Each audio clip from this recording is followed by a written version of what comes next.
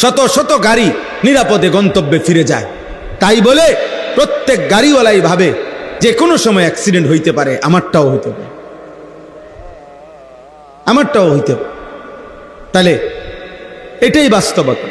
প্রতিদিন এত গাড়ি চলে যাচ্ছে বলে এ কথা ভাবার সুযোগ নাই, কারণ এর ভিড় দিয়েই, এর মাঝখান দিয়েই প্রতিদিন কোনো না কোনো গাড়ি অ্যাক্সিডেন্ট হইতেছে।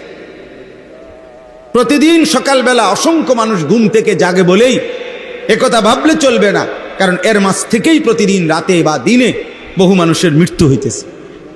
হইতেছে কি না বলেন?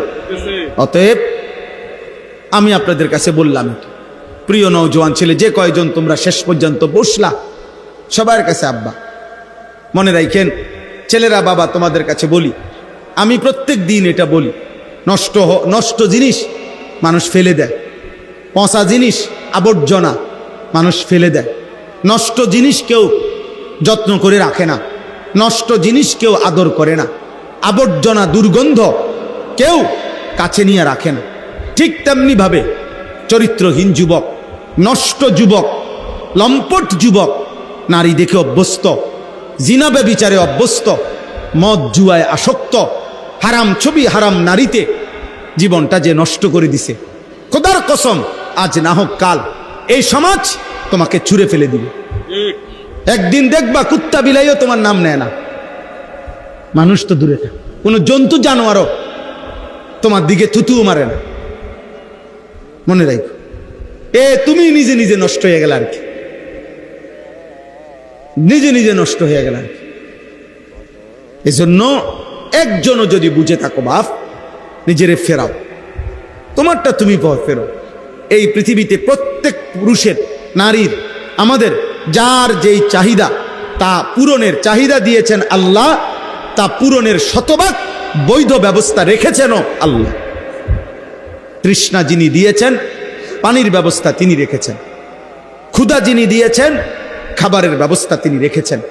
লজ্জাস্থানের চাহিদা যিনি দিয়েছেন, হালাল পবিত্র স্ত্রী তিনি রেখেছেন। প্রত্যেক চাহিদা পূরণের জন্য আল্লাহ তাআলা প্রদত্ত হালাল ব্যবস্থাপনা আছে।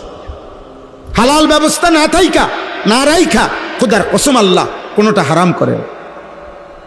সুদ হারাম করে দিছে, কিস্তি হারাম করছে, ঘুষ হারাম করছে, তো এখন আর রোজগারের কোনো বুদ্ধি নাই না, আল্লাহ তাআলা ব্যবসাকে তো হালাল করছে না?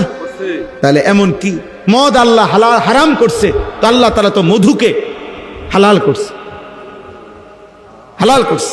ভিন নারীকে আল্লাহ হারাম করছে দেখা, কিন্তু আপন স্ত্রীকে তো লক্ষবার দেখা হালাল করছে। আর সব চাহিদা তো একদিনে পূরণ হয় না। আজকের ক্লাস 8-এর পড়া ছেলে তো এবছরই এসএসসি পাস করতে পারবে না। আজকের এসএসসি পড়ুয়া ছেলেটা তো এই বছরই অনার্স পাস করতে পারবে না। তো কাজে তুমি তোমার সব চাহিদা একই দিনে পূরণ করতে চাচ্ছ কেন? নারী, ছবি, জিনা, ব্যভিচার, লজ্জাস্থানের চাহিদা সব আজকে পূরণ হয়ে যাইতে হবে। ব্যাপারটা কি বাবা? বিষয়টা কি? কেউ ভাবো, আমরা জানি আলহামদুলিল্লাহ আল্লাহর দয়া, প্রতিদিন সারা বাংলাদেশে কেউ না কেউ ভাবে, 1 জন 2 জন 3 জন, আলহামদুলিল্লাহ আমরা আশাবাদী। অনেক আশা বুকে বাইদা বয়ান করি, ফেরিওয়ালার মতো দৌড়াই। আমার কোনো শীত গরম নাই, গ্রীষ্মকাল, আমি সিজন আনসিজন বুঝি না, বড় মাহফিল ছোট মাহফিল বুঝি না, সোজা হিসাব। এই গত সপ্তাহে 5 জেলায় ছিলাম, কুষ্টিয়া, মাগুরা, ঝিনাইদহ, খুলনা, যশোর। বিশ্বাস করেন জায়গায় জায়গায় 5 লিটার করে তেল সংগ্রহ করে তারপরে মাহফিল করছি। 5 দিন বাইরে ছিলাম, আমার গাড়ি 5 লিটার করে তেল বিভিন্ন জায়গা থেকে নিয়ে মিলাইয়া তারপরে গাড়িতে নিছি। আল্লাহর কথা বলতে হবে, সব অবস্থায় বলতে হবে, রোদে কিংবা বৃষ্টিতে, গরমে কিংবা শীতে, সিজন টিজন নেই। আল্লাহর কথা প্রতিদিন একজনকেও বলতে হবে, 1 লক্ষকেও বলতে হবে। জনপ্রিয়তা দিয়া কিচ্ছু আসে যায় না, আল্লাহর কথা বলা চাই। আল্লাহ আমাদেরকে তৌফিক দান করেন। আল্লাহ তাআলা এই মাদ্রাসা কবুল করে নেন। আল্লাহ তাআলা তোমরা যারা নওজোয়ান বাবা আসছো, বাবা দয়া করো নিজের উপরে, তোমার কথাই বলছি, আমার জন্য বলছি না, তোমার জন্য বলছি। নিজের ভালো দেখো, চুলগুলো দয়া করে কাফের মুশরিকদের মতো রাইখো না, এগুলা বিশ্রী চুল। নবীজি সাল্লাল্লাহু আলাইহি সাল্লামের একজন সাহাবী হযরত জাফর, ওনার আপন চাচাতো ভাই, যুদ্ধের ময়দানে শহীদ হয়েছেন, মুতার যুদ্ধ। সেই দিন যেদিন ওনাদের বাবা শহীদ হয়েছে, মানে সাহাবী, নবীজি ওই দিন ওনার বাড়িতে গেছে, ওনার ছেলেদেরকে ডাইকা আদর করে দেখছে যে 3টা ছেলে, ওই সাহাবীর 3টা ছেলের চুলগুলো একটু বড় হয়ে গেছে। বাবা মারা গেছে, শহীদ হয়েছে যুদ্ধের ময়দানে। নবীজি ঠিক ওই দিন, হাদিসে স্পষ্ট আছে, নবীজি সাহাবাদেরকে বললেন, চুল কাটতে পারে এমন কাউকে ডাকো, আমার ভাতিজাদের চুলগুলো সুন্দর করে কেটে দাও। অথচ সেদিন তাদের বাবা শহীদ হয়েছে। সেদিনও নবীজি এটা খেয়াল রাখছে, সেদিনও খেয়াল। আল্লাহ নবী সাল্লাল্লাহু আলাইহি সাল্লামের স্পষ্ট বিশুদ্ধ হাদিস, নবীজি বলছেন, কোন মুমিন, কোন মুসলমানের বাচ্চা, তার চুল একদিকে বেশি একদিকে কম, কিছু অংশ আছে কিছু অংশ নাই, এমন চুল রাখতে পারে না। এটা মুমিনের পরিচয় না। প্রিয় ভাই, ভাবতে শেখো, ভাবতে শেখো, নিজের কদর করো।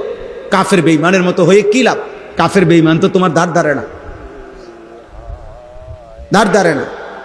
আমেরিকার কোনো বেঈমান তো আমাদেরকে চিনে না, ইহুদি খ্রিস্টান তো আমাদেরকে চিনে না, আমাদেরকে প্রতি মুহূর্তে গুলি করতে চায়, হত্যা করতে চায়।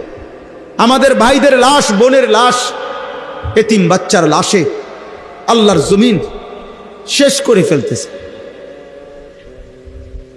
চলন্ত আগুন কুণ্ডুলির মধ্যে ইয়া করে উপরে পাও বাইন্দা ফিলিস্তিনি মুসলমানের উপরে এই আগুনের মধ্যে একবার ধোঁয়ার মতো এটার মধ্যে ঢুকায় আবার উঠায়, এই জুলুম করছে। ভারী মোটা মোম আগুনে পুড়াইয়া, এই মোমের গলায় গলায়া ইমানদার মুসলমান এই বা পৃথিবীতে পিঠের মধ্যে ফেলতেছে, পিঠ মুসরা দিয়ে বাইন্দা। আর তোমরা নারী দেখো, ছবি দেখো,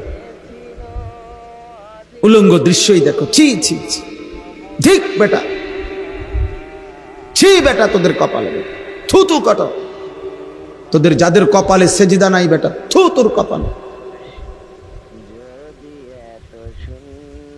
আফসুস বেটা, মুসলমানের ঘরে জন্ম নিয়া এত বড় কাপুরুষ নাফরমান কেমনে হইলি বেটা? এত বড় পবিত্র কোন মায়ের দুধ খাইয়া এমন নারী লুবি হইলি কেমনে? এত নর্তকী দেখলি কেমন? তোর মাকে দেখোস নাই কোনোদিন? মায়ের ইজ্জত আছে না? বোনের ইজ্জত আছে না? তোমার ফুফুর ইজ্জত আছে না? পরের নারী কেমনে দেখো? হ্যাঁ, তুমি জানো না তোমার মাও তো নারী? তুমি জানো না তোমার বোনও তো নারী? তুমি জানো না তোমার ফুফু নারী? তুমি জানো না তোমার খালা নারী? তো আরেকজনের বোন, আরেকজনের ফুফুকে অশ্লীল দৃশ্য কেন দেখো? নির্লজ্জ বেহায়া, মানুষের ঘরে জন্ম নিয়ে এমন পশু হইবা কেন? আল্লাহ আমাদেরকে হেফাজত করেন। আমরা শক্ত করে বললাম, আল্লাহ আমাদেরকে কবুল করেন। একজনও যদি ফিরে, আমাদের এটাই আশা, সারা বাংলাদেশের নওজোয়ান আল্লাহর দিকে ফিরবে ইনশাআল্লাহ, আমরা আশাবাদ। ফিরবে তো ওই কয়জন আল্লাহ ফয়সালা রাখছে যত, নাকি? এখানে আমাদের কিছু না, আমরা এই জন্য গণি না, মানে আমি গুণমুখিতাম। হ্যাঁ, আমার যদি কেউ বলে যে হুজুর ওয়াজ তো করেন, কয়জন ভালো হয়েছে, আমি গুণমুখিতাম, আপনি গণেন। আমারে তো আল্লাহ গুনতে কয় না, আমারে বলতে কইছে। কথা বোঝেন নাই? আমারে কি করতে বলে নাই? গুনতে বলে নাই, আমাকে হিসাব রাখতে বলে নাই, আমারে বলছে আল্লাহর কথা পৌঁছাইতে।